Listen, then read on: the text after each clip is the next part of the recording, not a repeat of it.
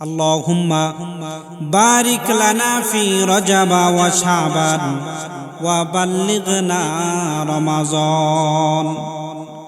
প্যারা রাসূল নবী মুহাম্মদুর রাসূলুল্লাহ সাল্লাল্লাহু আলাইহি ওয়াসাল্লাম রমজানের 2 মাস আগের থেকে রজব মাস থেকে আল্লাহর কাছে দোয়া করতেন, ও আল্লাহ তুমি আমার হায়াতকে যেহেতু রজব পর্যন্ত পৌঁছায় দিয়েছো, সামনে শাবান মাস রমজান মাস পর্যন্ত তুমি আমার হায়াতকে পৌঁছায় দাও, যাতে করে আমি রমজানের ফাজাইল, নাজাত, মাগফিরাত, রহমত নিয়ে আমি মৃত্যুবরণ করতে পারি। সুবহানাল্লাহ।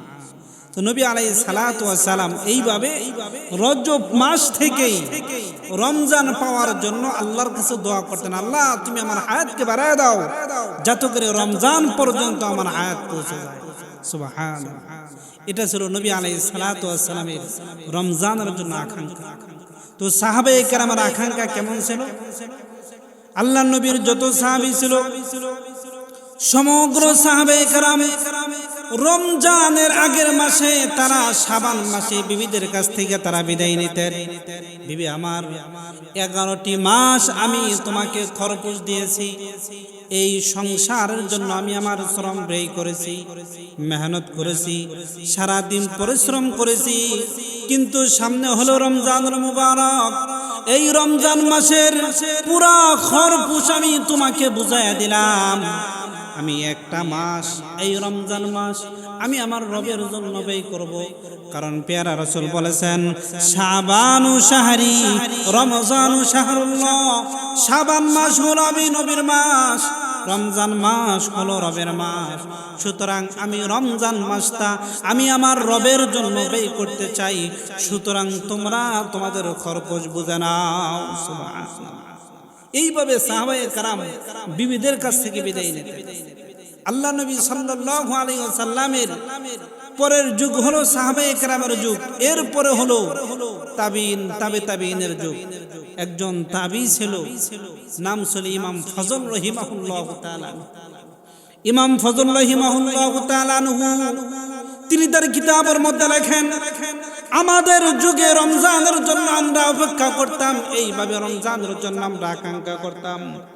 রমজানের 6 মাস আগের থেকে আল্লাহর কাছে দোয়া করতাম, ও আল্লাহ তুমি আমাদের হায়াতকে রমজান পর্যন্ত পৌঁছায় দাও, তুমি আমাদের সময়কে রমজান পর্যন্ত পৌঁছায় দাও, যাতে করে আমরা রমজানের তারাবির নামাজ আদায় করতে পারি, রমজান রোজা রাখতে পারি, সেহরে খাইতে পারি, ইফতার করতে পারি।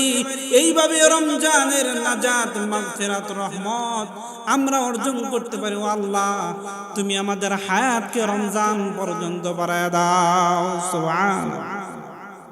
এইভাবে ইমাম ফজল রাহিমাহুল্লাহু তাআলা আনহু তিনি বলেন, আমাদের যুগে আমাদের এটা প্রসিদ্ধ আমল ছিল, আমরা রমজানের 6 মাস আগের থেকে রমজান পাওয়ার জন্য আল্লাহর কাছে দোয়া করতেন। সুবহানাল্লাহ। নবী আলাইহিস সালাতু ওয়াস সালাম যেমন রমজানের জন্য আকাঙ্ক্ষা, রমজানের জন্য আল্লাহর কাছে চাইতেন, সাহাবায়ে কেরাম চাইতেন। ইমাম ফজল রাহিমাহুল্লাহু তাআলা আনহু বলেন, আমরাও ঠিক রমজানের জন্য এইভাবে রবের কাছে আকাঙ্ক্ষা প্রকাশ করতাম। শুধু তাই না, যখন রমজান আমরা পেয়ে যেতাম, রমজানের ভিতরে তারাবির সালাত আদায় করতাম, রোজা রাখতাম, কোরআন তেলাওয়াত করতাম। এইভাবে যখন আমরা রমজানকে অতিবাহিত করতাম, এরপরে রমজান যখন শেষ হয়ে যাইত, বাকি থেকে 6 মাস আগের থেকে রমজানের জন্য দোয়া করতাম। এরপরে বাকি থেকে 6 মাস, এই 6 মাস আমরা রবের কাছে দোয়া করতাম, ও আল্লাহ তুমি আমাদের রোজাকে কবুল করে নাও, আমাদের তারাবির সালাতকে কবুল করে নাও, আমাদের কোরআন তেলাওয়াতকে তুমি কবুল করে নাও। কারণ রোজার মর্যাদা রবের কাছে এত বেশি। নবী আলাইহিস সালাতু ওয়াস সালাম বলেন, হাদিসে কুরসির মধ্যে আসছে, আস-সাওমু লি ওয়া আনা আজজি বিহি। আল্লাহ রাব্বুল আলামিন হাদিসে কুরসির মধ্যে বলেন, রোজা হলো আমি রবের জন্য, এর প্রতিদান আমি রব নিজ হাতে আমার বান্দাদের পর্যন্ত আমি পৌঁছায় দেব। সুবহানাল্লাহ। তাহলে সম্মানিত হাজিরিন, আমরা এই যে সাহাবায়ে কেরামের আকাঙ্ক্ষা, নবী আলাইহিস সালাতু ওয়াস সালামের আকাঙ্ক্ষা, এবং তাবিঈনে কেরাম তাদের যে আকাঙ্ক্ষা রমজানের জন্য, এটা আমরা শুনলাম। তাহলে বুঝে থাকলে বলেন আমাদের কিভাবে কিরকম ভাবে রমজানের জন্য আকাঙ্ক্ষা করা উচিত। শুধু তাই না, আমাদের এই ভারত উপমহাদেশের একজন সংস্কারক ছিলেন, একজন ইমাম ছিলেন, ইমামুল উলামা আলমুল উলামা মুজাদ্দিদ আল-ফিসানি রাহমাতুল্লাহি আলাইহি। মুজাদ্দিদ আল-ফিসানি রাহমাতুল্লাহি আলাইহি তিনি কিতাবের মধ্যে লেখেন, রমজান মাসটা হলো এমন মাস, রমজানের ভিতরে আল্লাহ রাব্বুল আলামিন এই পরিমাণ রহমত সাকিনা রহমত নাজিল করেন। রমজানের বাইরে 11টি মাস যেই রহমত সাকিনা নাজিল হয়, পুরা 11টি মাসের রহমত যদি একত্র করা হয় রমজান মাসের রহমতের সমান হবে না। সুবহানাল্লাহ। মুজাদ্দিদ আল-ফিসানি রাহমাতুল্লাহ আলাইহি তিনি সুন্দর করে উদাহরণ দেন, দুনিয়ার হাজারো ফোঁটা পানি যদি একত্র করা হয় যেমন এটা কোনোদিন সমুদ্রের সমমান হবে না, তদ্রূপ রমজানের বাইরে 11টি মাস আছে, এই 11টি মাসের রহমত সাকিনা বরকত যদি একত্র করা হয় রমজানের সমান হবে না। সুবহানাল্লাহ।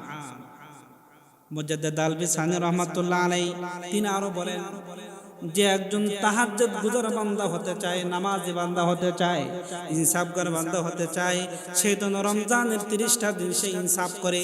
যে একজন নামাজি বান্দা হতে চায় সে তো রমজানের 30টা দিন সালাত আদায় করে। যে একজন তাহাজ্জুদ গুজার বান্দা হতে চায় সে যেন রমজানের 30টা দিন সে তাহাজ্জুদের আমল করে। যদি এইভাবে রমজানের 30টা দিন সে সত্য কথা বলতে পারে, তাহাজ্জুদ গুজার বান্দা হতে পারে, সালাত আদায়কারী ব্যক্তি হতে পারে, ওই বান্দা 11টি মাস সালাত আদায় করতে পারবে, রোজা রাখতে পারবে, তাহাজ্জুদের আমল করতে পারবে, ইনসাফের রাস্তায় চলতে পারবে। স্বয়ং আল্লাহ রাব্বুল আলামিন এই কাজগুলোর ক্ষেত্রে তাকে সাহায্য করবে। সুবহানাল্লাহ। সম্মানিত হাজিরিন, এই ছিল সমস্ত উলামায়ে কেরামের রমজানের জন্য আকাঙ্ক্ষা, রমজানের জন্য তাদের চাওয়া পাওয়া। সুতরাং আমাদেরকে এই বিষয়গুলা খেয়াল করতে হবে। সামনে রমজানের মোবারক, সামনে রমজান আসতেছে, এই রমজানকে আমরা কিভাবে স্বাগতম জানাবো। শুধু তাই না, আল্লাহ রাব্বুল আলামিন আমাদেরকে যত বিধান দিয়েছেন এই সমগ্র বিধানের মধ্যে একটা বিধান হলো রোজা। রোজা হলো ফরজ। এই রোজার ক্ষেত্রে আল্লাহ নবী সাল্লাল্লাহু আলাইহি ওয়াসাল্লাম বলেন, রোজা হলো এমন একটা গুরুত্বপূর্ণ ইবাদত। আল্লাহ নবী সাল্লাল্লাহু আলাইহি ওয়াসাল্লাম বলেন, আল্লাহ বলেছেন রোজা একমাত্র আল্লাহর জন্য, এর প্রতিদান একমাত্র আল্লাহ রাব্বুল আলামিন বান্দা পর্যন্ত পৌঁছায় দেবেন। সুবহানাল্লাহ। নবী আলাইহিস সালাতু ওয়াস সালাম হাদিসের মধ্যে বলেন, যারা রোজা রাখবে, রমজান মাসে যারা রোজা রাখবে এমন রোজাদার বান্দার জন্য আল্লাহ নবী সাল্লাল্লাহু আলাইহি ওয়াসাল্লাম বলেন, ইন্না ফিল জান্নাতি বাবান, নিশ্চয়ই জান্নাতের মধ্যে একটা দরজা আছে, ইকালু লাহু আর-রায়্যান,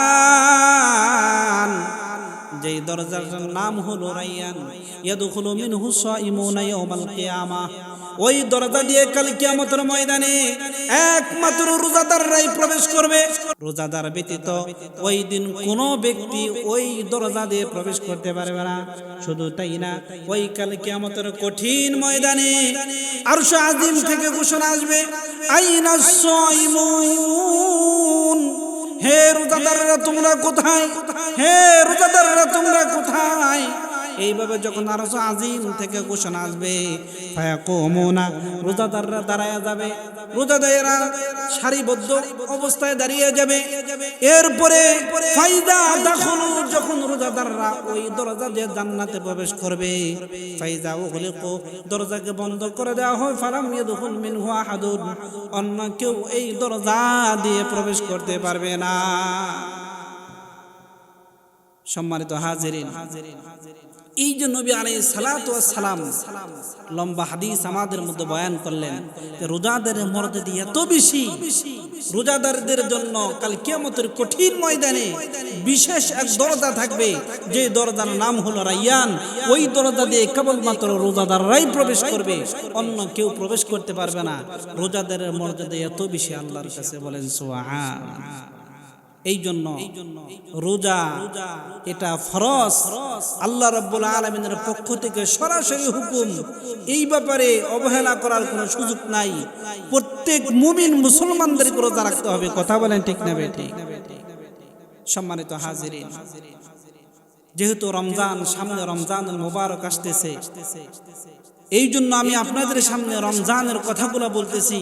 আল্লাহ নবী সাল্লাল্লাহু আলাইহি ওয়াসাল্লাম বলেন, কাল কিয়ামতের কঠিন ময়দানে সমস্ত মানুষের জন্য কোনো ব্যক্তিকে উপকার করতে পারবে না, কোনো নফসকে সাহায্য করতে পারবে না। ওই দিন দুনিয়ার কোনো সম্পদ কাজে আসবে না, দুনিয়ার কোনো বন্ধু বান্ধব কোনো কিছুই কাজে আসবে না। নবী আলাইহিস সালাতু ওয়াস সালাম বলেন, ওই কঠিন কাল কিয়ামতের ময়দানে দুই জিনিস প্রত্যেকটি ঈমানদার মুমিন মুসলমানদের পাশে থেকে আল্লাহর কাছে সুপারিশ করবে, বলেন সুবহানাল্লাহ। আল্লাহ নবী সাল্লাল্লাহু আলাইহি ওয়াসাল্লাম বলেন, ওয়াস-সিয়ামু ওয়াল কুরআনু ইয়াশফাআন লিল আবদি ইয়াউমাল কিয়ামাহ। আল্লাহ নবী সাল্লাল্লাহু আলাইহি ওয়াসাল্লাম বলেন, ওই কাল কিয়ামতের কঠিন ময়দানে, যেই ময়দানে কোনো ব্যক্তিকে কোনো সাহায্য করতে পারবে না, কোনো সন্তান কোনো পিতাকে সাহায্য করতে পারবে না, কোনো মা কোনো পিতার কাছে আসবে না, সন্তানের কাছে আসবে না। ওই কাল কিয়ামতের কঠিন ময়দানে রোজা হলো এমন একটা হাতিয়ার, এই রোজা ঈমানদারদের পাশে দাঁড়িয়ে যাবে, আল্লাহর সামনে দাঁড়ায় যাবে।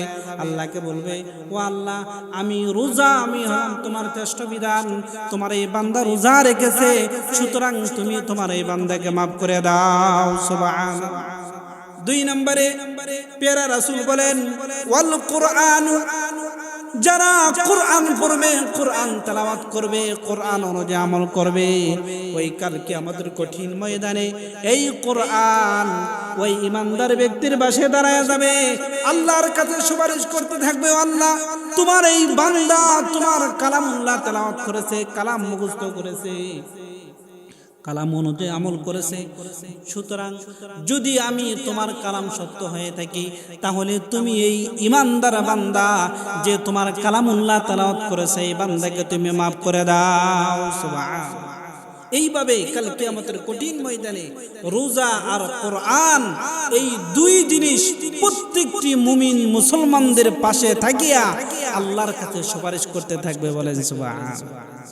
নবী আলাইহিস সালাতু ওয়াস সালাম বলেন, শুধু তাই না, রোজা হলো এমন একটা গুরুত্বপূর্ণ বিধান, ওই কাল কিয়ামতের কঠিন ময়দানে রোজা এমন একটা ভূমিকা রাখবে, যেটা অনন্য ইবাদতের আগে, অনন্য বিধানের আগে এই রোজা প্রত্যেকটি মুমিন মুসলমানদের পাশে দাঁড়ায় যাবে। আল্লাহ নবী সাল্লাল্লাহু আলাইহি ওয়াসাল্লাম হাদিসের মধ্যে বয়ান করেন, প্রত্যেক রোজাদারের জন্য দুইটি আনন্দের মুহূর্ত আছে। আল্লাহ নবী সাল্লাল্লাহু আলাইহি ওয়াসাল্লাম বলেন, ওয়াস-সিয়ামু ফারহাতানে, ফারহাতুন হিনা ইফতিরু ওয়া ফারহাতুন হিনা ইলকা রাব্বাহু। আল্লাহ নবী সাল্লাল্লাহু আলাইহি ওয়াসাল্লাম বলেন, ও আমার উম্মত, যে ব্যক্তি রোজা রাখবে, যে ব্যক্তি আল্লাহর জন্য সিয়াম সাধনা পালন করবে, এমন সিয়াম সাধনাকারী ব্যক্তির জন্য দুইটি আনন্দের মুহূর্ত আছে। একটা হলো হিনা ইফতিরু ওয়া হিনা ইলকা রাব্বাহু। এক নাম্বার, রোজাদার যখন সারা দিন রোজা রাখার পরে, সেই বেলা ডুবে যাওয়ার পরে ইফতারকে সামনে নিয়ে যখন বসিয়া যায়, এই সময়টা হলো রোজাদারের জন্য আনন্দের মুহূর্ত। ওই সময় আল্লাহ রাব্বুল আলামিন এই রোজাদারদেরকে নিয়ে আল্লাহ রাব্বুল আলামিন আরশ আজিমের মধ্যে ফেরেশতাদের সাথে গল্প করতে থাকে, ও আমার ফেরেশতারা, তোমরা তাকায় দেখো, আমার বান্দা, আমি রবের ভয়ে তারা রোজা রাখছে, আমি রবের ভয়ে তারা তাদের তাদের সামনে খানা নিয়ে বসে আছে, কিন্তু এখনো ভক্ষণ করে না। সুতরাং এই বিষয়গুলা নিয়ে আল্লাহ রাব্বুল আলামিন আরশে আজিমের মধ্যে সাহাবায়ে কেরামের সাথে প্রশংসা করতে থাকে, এইভাবে তাদের নামগুলো সেখানে আলোচনা করতে থাকে। সুবহানাল্লাহ।